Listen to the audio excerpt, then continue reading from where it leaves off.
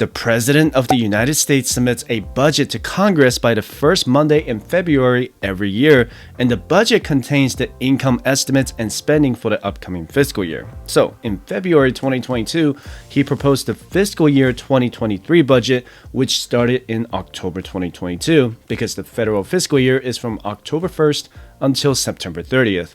We're currently in fiscal year 2023, and starting on October 1st, 2023, it'll become fiscal year 2024. The president also recommends how much his federal employees and military members get their pay raise starting on January 1st. The federal pay raises haven't really been on the news because 2022 has been about high inflation, housing market, and geopolitical tensions.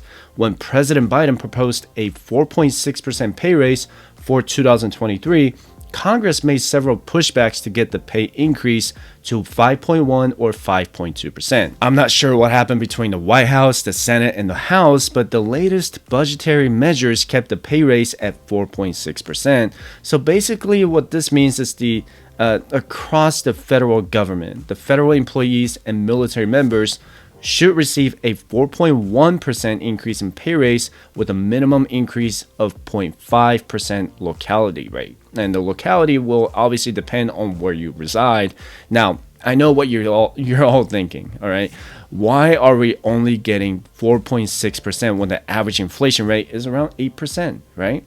Let me explain why federal employees and military members are only getting 4.6% pay raises in 2023. And according to the U.S. Office of Personnel Management website, OPM could determine an employee's locality rate under the Federal Employees Pay Comparability Act, which could boost the locality rate even higher than what the president originally proposed.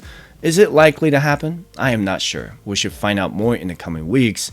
And does the 4.6% pay raise keep up with inflation and keep the federal agencies or departments competitive with the private sector? The simple answer is no.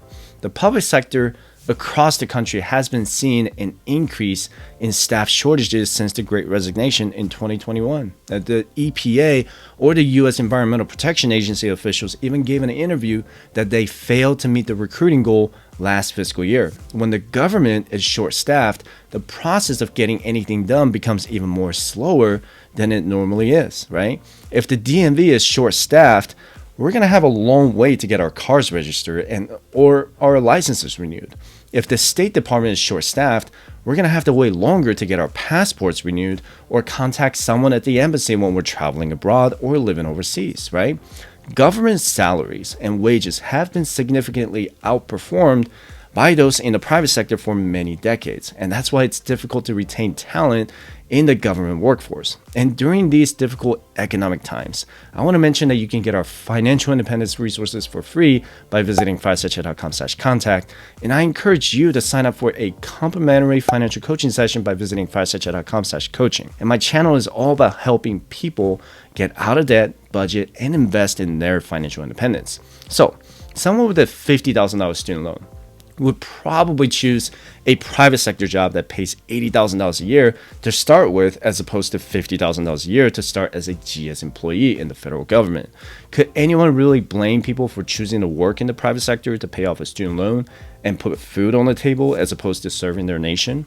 According to the report of the Federal Salary Council Working Group published on August 5th, the pay disparity between the public sector and private sector is 22.47%, and this is based on OPM staff's calculations and the average locality pay compared to the private sector jobs that match those OPM GS base rates. And if we're just looking at the Employment Cost Index, or ECI, the disparity is significant when the government only raised salaries by 2.2% from 2021 to 2022. And historically, it's between 1 and 3%. This is all due to the president's budget proposal I mentioned earlier in February. Now, let me explain the government budget in the most basic terms that everyone can understand. Think of the government budget like the one you all have in a typical American household. The government has income, expenses, and debt. I'm going to pull up the fiscal data from the Treasury website as a visual reference. The primary sources of revenue for the U.S. government are individual and corporate taxes, as well as Social Security and Medicare taxes that fund our current Social Security retirees and Medicare beneficiaries. How much the government makes in revenue is measured by each fiscal year. Other revenues include taxes from real estate income like government-owned land and building leases, the sale of natural resources, licensing fees, and many other fees and payments from the private sector. And the federal revenue has a direct relation to the overall GDP in the US and its economic output. And in fiscal year 2022, federal revenue was 20% of the total GDP at $25 trillion.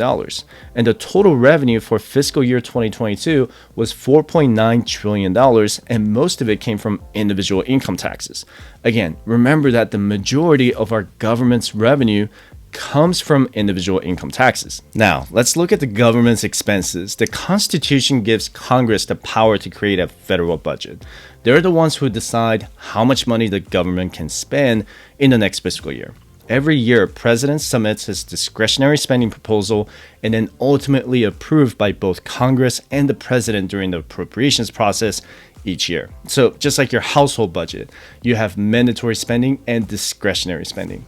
Mandatory spending in the government includes entitlement programs like Social Security and Medicare. Now, whether you're an employee or employer, a portion of your paycheck or gross income is going straight to the Social Security and Medicare program, also known as FICA, or Federal Insurance Contributions Act. Because of the authorization laws like the Social Security Act, Congress is mandated to allocate Social Security and Medicare spending as a part of the budget. And next year, Social Security benefits will increase by 8.7% due to the cost of living adjustment based on the inflation reading. But that's all coming out of the mandatory spending, right? And at the same time, the Social Security contributions by employers and employees will increase by 9%. So essentially, the workers are funding Social Security retirees because an increase in Social Security benefits will lead to an increase in Social Security contributions. You can also check out this video about how I don't plan to include Social Security benefits in my retirement, and I will put the link in the description below. But what about President's discretionary spending? Well, historically speaking, Congress has allocated over half the discretionary budget toward national defense and the rest to fund government agencies and departments like the VA, Homeland Security, Education, Housing and Urban Development, and Transportation.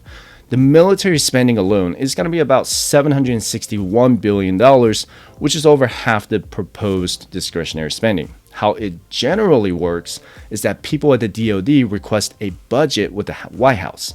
The White House looks at it and adjusts the budget proposal and then sends it to Congress as a part of the discretionary spending package. Every federal agency and department does the same budget request process every single year. So this was the spending breakdown from fiscal year 2022 between mandatory and discretionary spending. 19% of the budget went to Social Security, and it's always the biggest spending out of all. Health is 15%, national defense is 12%, Medicare is 12%, education, training, and employment are about 11%, and veterans benefits and services are about 4%. The government is already spending way more than it made in 2021. It collected $4.9 trillion total in revenue, and it spent $6.27 trillion. Since the government spent more than it collected, the deficit for 2022 was $1.38 trillion. So how do they get those $1.38 trillion in deficit? If your household is making $10,000 a month, for example, and you're spending $11,000 a month, you're $1,000 in deficit, right? If you're spending $9,000, then the opposite of a budget deficit is a budget surplus, which means you're spending less than you make. We have not seen a budget surplus since 2001, and it's only happened 5 times in the last 50 years. So what political party rules Congress or the White House hasn't mattered at all. The size of the deficit or surplus depends on the health of the US economy and spending. When your budget is in a deficit, you tend to borrow money from a lender or sell assets, right? The government does the same thing. The federal government borrows money by selling treasury bonds, bills, and other securities. If you ever watch the US national debt clock in real time, you're going to see that we're over $31 trillion in national debt. This massive debt came from multi-year deficits, and we've had a deficit every single year since 2001. And just like someone with a personal loan or mortgage, the government has to pay interest on the debt they have, right? So there's always a debate between Republicans and Democrats about whether Congress should spend more or spend less. There have been debates about whether keeping Social Security is actually beneficial for future fiscal year budgets.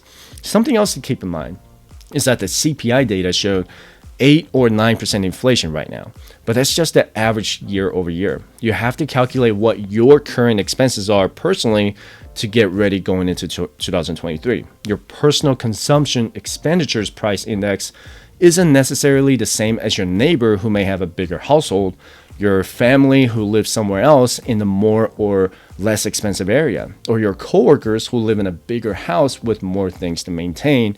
You need to maintain your budget and calculate your inflation data year over year with rising cost of living. The Washington Post recently reported that federal employees' premiums in the healthcare program will increase by 8.7% on average, which is the largest increase in more than a decade due to rising prices for drugs, professional services, and outpatient treatments. We're going to see more increased expenses going into 2023, and I want you to get ready for that. What's more concerning is how much the congressional budget deficit will be going into fiscal year 2024. The Tax Policy Center reported that more than 72 million American households will pay no federal income taxes this year, and marking a large decline from last year. So the federal revenue going into 2024 could become significantly lower while the federal expenses continue to increase year over year. Republicans in Congress are arguing that millions of Americans aren't paying their taxes due to the high enrollment of government entitlement programs instead of working. Democrats in Congress are arguing that billionaires aren't paying their fair share in taxes. I would personally argue that Congress is simply spending more than they make, and they're misprioritizing their spending, like not giving enough pay raises to federal employees and people serving in the armed forces. Any financial advisors or financial coach like me can tell someone that if people are spending more than what they bring in, then they're broke. They have to either increase their revenue or lower their expenses. Unfortunately, I don't think the pay raise starting in 2023 will increase more than what it's already proposed at a 4.1% for the base minimum and then 0.5% locality rate. And I hope this pay raise doesn't create long-term retention problems in the government sector at the federal, state, and local levels. We'll see what happens to the inflation data in November and December. And if you want to know more about how to get on your financial independence journey so you can retire early, be sure to check out these two videos. So with that said, I appreciate you watching my video. Don't forget to subscribe, and I hope to see you in the next video. Have a good one.